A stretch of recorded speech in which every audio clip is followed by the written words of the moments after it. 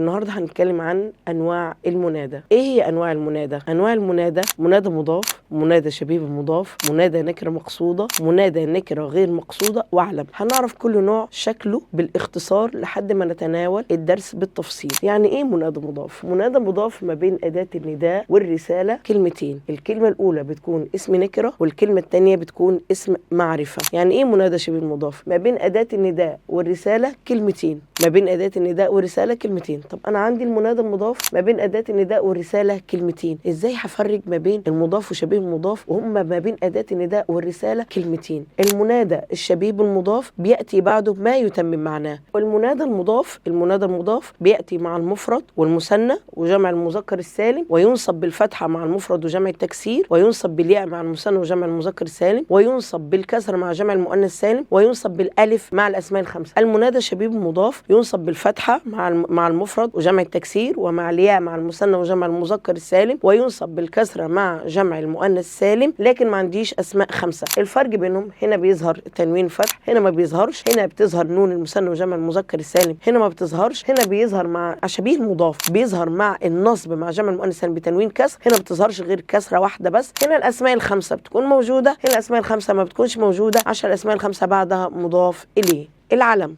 المنادى العلم هو اللقب، الاسم بتاع الانسان، والمنادى العلم هنا بياخد علامات، ما بياخدش علامات الاعراب، هنا بيبنى، ويبنى على ما يرفع به، يبنى على الضم اذا كان مفرد، ويبنى على الالف اذا كان مثنى، ويبنى على الواو اذا كان جمع مذكر سالم، ويبنى على الضم اذا كان جمع تكسير، ويبنى على الضم اذا كان جمع مؤنث سالم. ان شاء الله في فيديوهات تاني هنتناول كل نوع بالتفصيل.